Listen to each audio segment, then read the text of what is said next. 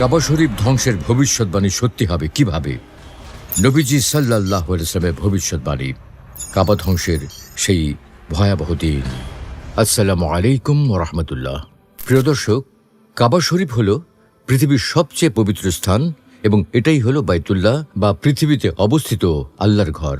এটাই ইসলামের সবচেয়ে পবিত্র স্থান, যা সৌদি আরবের মক্কা শহরের মসজিদুল হারামের মধ্যখানে অবস্থিত।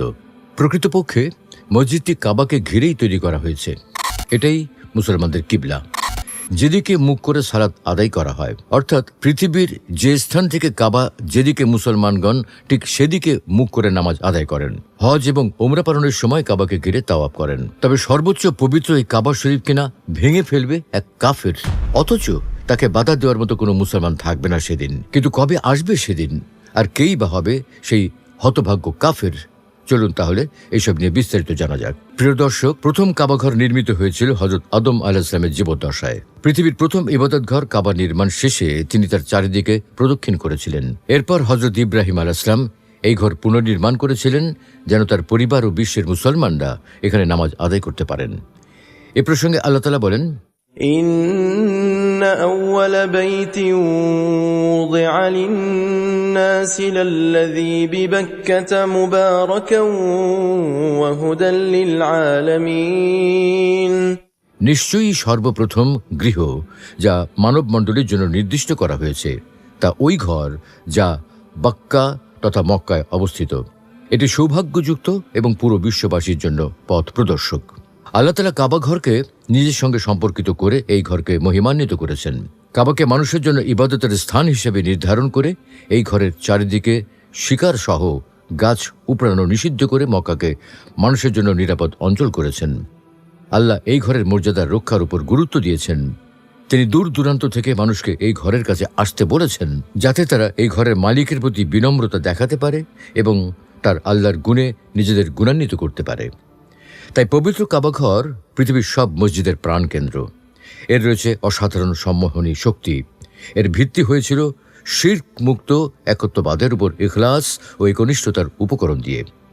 সেই আদিকাল থেকে এই ঘরটির মর্যাদা এমনভাবে প্রতিষ্ঠিত ছিল যে এখানে আপনজন হত্যাকারীকে পেলেও তাকে হত্যা করা হতো না। অপবিত্র অবস্থায় এই ঘরে প্রবেশের কোনো সুযোগ নেই।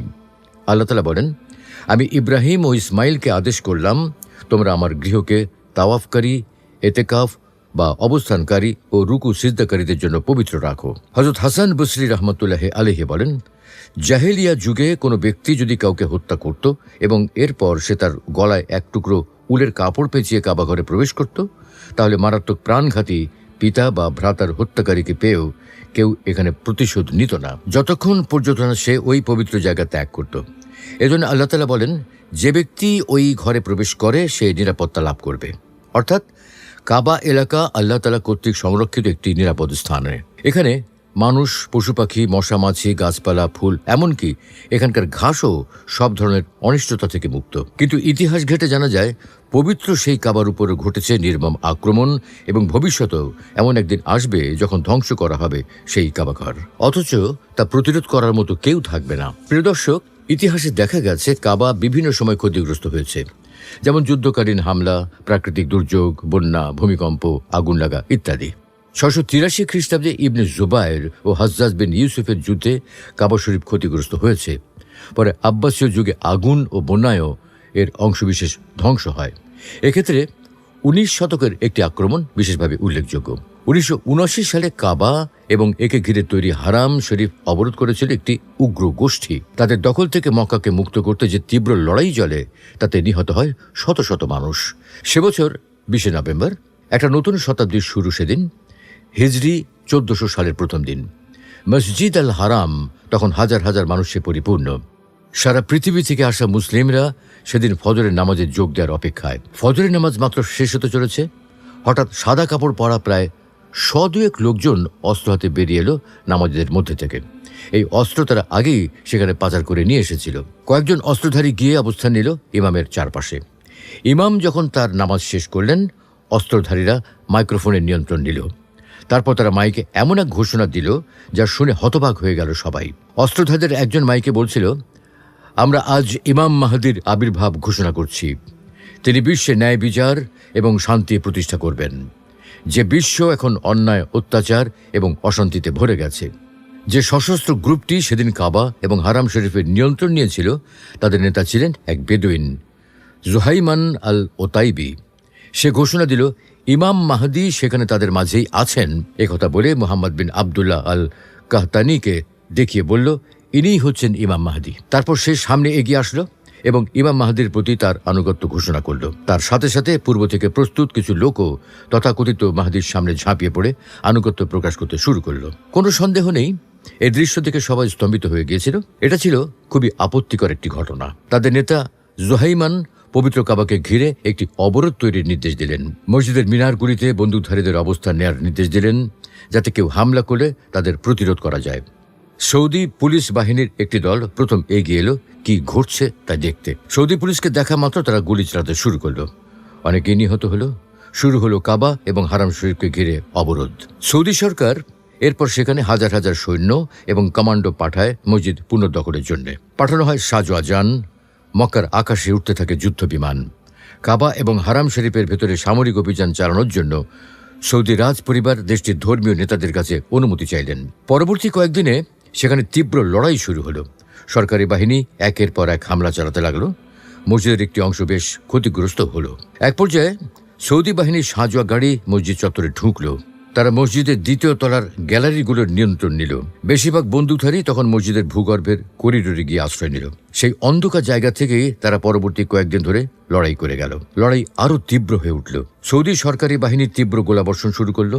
এই প্রচণ্ড গুলির মুখে সবাই ভূগর্ভস্থ কামরায় গিয়ে আশ্রয় নিতে বাধ্য হলো। কিন্তু তারপরে খবর আসলো কথিত ইমাম মাহদি নিজেই গুলিবিদ্ধ এবং মারাত্মকভাবে আহত হয়েছে। অথচ তিনি যদি সত্যিই মাহদি হন, এমনটি হওয়া অসম্ভব। শেষ পর্যন্ত যারা বেঁচে ছিল তারা আত্মসমর্পণ করল। এই অবরোধ চলেছিল 2 সপ্তাহ ধরে। পরে তাদের নেতা জুহাইমান সহ 63 জনকে মৃত্যুদণ্ড দেওয়া হয়, অন্যদের জেল হয়। সৌদি কর্তৃপক্ষ নিহত তথাকথিত ইমাম মাহদির লাশের একটি ছবি প্রকাশ করে। শত শত মানুষ ওই যুদ্ধে নিহত হয়েছিল। আহত হয়েছিল প্রায় 1000। হারাম শরীফের বড় একটি অংশই এতে ক্ষতিগ্রস্ত হয়। তবে পবিত্রতম অংশ কাবা অক্ষত ছিল। প্রতিবারই মুসলমানদের ঐক্য ও ভালোবাসায় এটি পুনর্নির্মিত হয়েছে। অর্থাৎ পবিত্র এই কাবাঘর আংশিক ক্ষতিগ্রস্ত হলেও কখনো সম্পূর্ণ ধ্বংস হয়নি। তবে শেষ জামানায় কাবা ধ্বংস হবে সম্পূর্ণ ও চূড়ান্ত। তখন আর পুনর্নির্মাণের শক্তি বা ঈমান কারো মধ্যে থাকবে না। শেষ জামানায় কাবা ধ্বংস। প্রিয় দর্শক, কাবা শরীফ শুধু একটি স্থাপনা নয়, এটি মুসলিম উম্মার ঐক্য ও নবুয়তের ধারাবাহিকতার প্রতীক। প্রতি বছর কোটি কোটি মুসলমান এর চারপাশে তাওয়াফ করেন, নামাজে মুখ ফিরিয়ে নেন এর দিকে। কিন্তু সহিহ বুখারীর এক হাদিসে নবী করিম সাল্লাল্লাহু আলাইহি ওয়াসাল্লাম ভবিষ্যৎবাণী করেছেন, এক সময় আসবে যখন এই ঘর ধ্বংস হয়ে যাবে, আর তখন কিয়ামত হবে অতি নিকটে। যখন কাবাঘর ধ্বংস হবে তখন কিয়ামত খুব কাছাকাছি চলে আসবে। অর্থাৎ ইমাম মাহদির আগমন, দাজ্জালের আবির্ভাব, হযরত ঈসা আলাইহিস সালামের আগমন এবং ইয়াজুজ মাজুজের ফিতনা, এইসব ঘটনার পরেই কাবা ধ্বংসের সেই মর্মান্তিক মুহূর্ত ঘটবে। রাসূলুল্লাহ সাল্লাল্লাহু আলাইহি ওয়াসাল্লাম বলেছেন, হাবাসার অধিবাসী পায়ের সরু নলা বিশিষ্ট লোকেরা কাবাগৃহ ধ্বংস করবে। শেষ জামানায় ইসলাম থাকবে কেবল নামমাত্র। কোরআনের অক্ষর থাকবে, কিন্তু কেউ তা অনুসরণ করবে না। নবী করিম সাল্লাল্লাহু আলাইহি ওয়াসাল্লাম আরও বলেছেন, এক রাতে কোরআন পৃথিবী থেকে উঠিয়ে নেওয়া হবে। তখন আর কোনো আয়াত মানুষের মুখে বা কিতাবে থাকবে না। অর্থাৎ দুনিয়া থেকে ইসলামের আলো নিভে যাবে। মানুষ কাবাকে কেবল একটি প্রাচীন স্থাপত্য হিসেবে দেখবে। তখন হজ বন্ধ হয়ে যাবে, তাওয়াফ থেমে যাবে, মক্কা মদিনা জনশূন্য হয়ে পড়বে। আরও বর্ণিত আছে, একজন আবিসিনীয় বা ইথিওপীয় ব্যক্তির হাতে ধ্বংস হবে কাবাঘর। তার নাম হবে জুস সুওয়াই কাতাইন। তার গায়ের রং হবে কালো, পা হবে পাতলা ও লম্বা। সে আফ্রিকার দিক থেকে এসে একে একে কাবার ইট পাথর খুলে ফেলবে, যেন এই ঘরটি কখনোই ছিল না। তখন তাকে বাধা দেওয়ার মতো একজন ইমানদার মুসলমানও পৃথিবীতে অবশিষ্ট থাকবে না। কাবা ধ্বংস হবে কিয়ামতের শেষ সূচকগুলোর একটি। এরপরেই পৃথিবীতে ভয়াবহ প্রাকৃতিক বিপর্যয় নেমে আসবে। মানুষের হৃদয় থেকে শান্তি বিলীন হবে। সূর্য উঠবে পশ্চিম দিক থেকে এবং ধ্বনিত হবে কিয়ামতের চূড়ান্ত আহ্বান। ইসলামী বিশ্বাস অনুযায়ী কিয়ামতের আগে এমন একটি সময় আসবে যখন পৃথিবী থেকে ইসলামের নামমাত্র অস্তিত্বই থাকবে। পবিত্র কোরআনের অক্ষরসমূহ হয়তো কিতাবে থাকবে, কিন্তু তা জীবনে বাস্তবায়িত হবে না।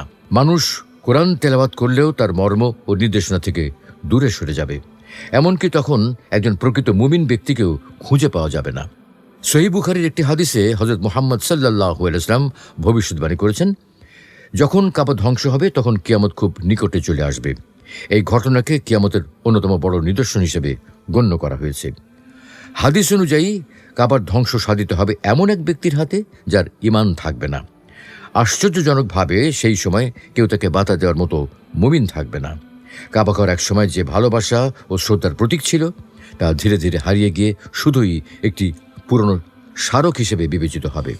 তখন ইসলামের জ্যোতি নিভে যাবে, মানুষের হৃদয় হবে অন্ধকারাচ্ছন্ন, হজ পালিত হবে না, তাওয়াফ বন্ধ হয়ে যাবে এবং মক্কা ও মদিনা জনমানব শূন্য হয়ে পড়বে।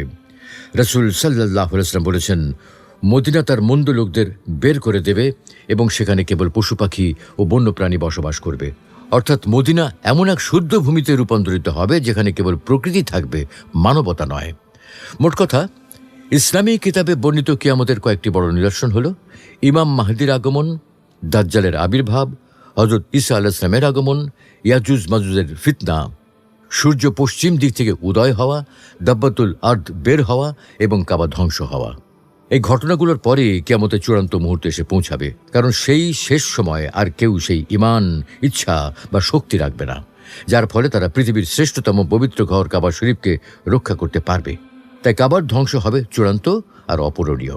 অথচ কাবা হল পৃথিবীর অস্তিত্ব বজায় থাকার জন্য চূড়ান্ত শর্ত, কেননা আল্লাহ তাআলা কাবাঘরকে বিশ্ববাসীর স্থিতিশীলতা ও শান্তির কারণ বলে ঘোষণা দিয়েছেন।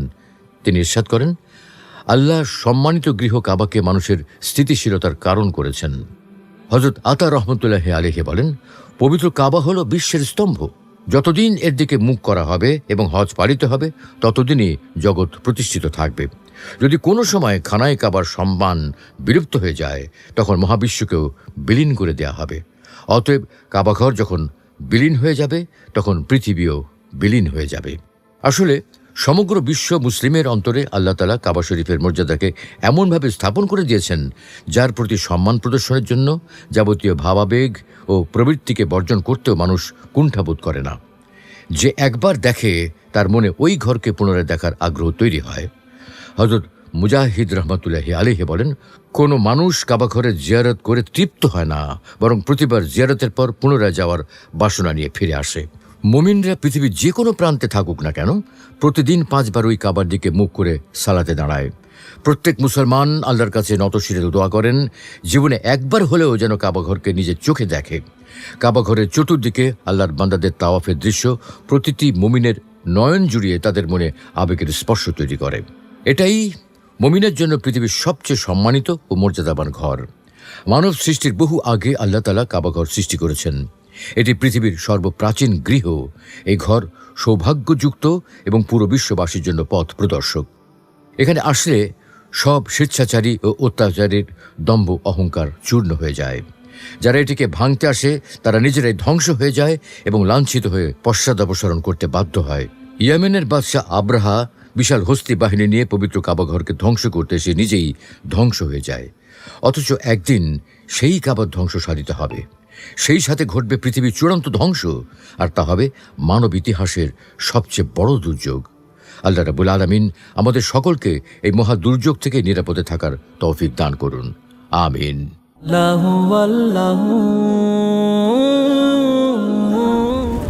মহাবিশ্ব সৃষ্টির পূর্বে আল্লাহ কি করতেন? কবরের আযাব কি শুধু আত্মার উপরে হবে? ওগো কমলি ওয়ালা নবী সাল্লাল্লাহু আলাইহি। দোয়া কি মানুষের ভাগ্য পরিবর্তন করতে পারে? লা ইলাহা ইল্লাল্লাহ। কোরআন ও হাদিসের আলোকে জীবন গড়ুন, ইসলাম এন্ড লাইফের সাথেই থাকুন।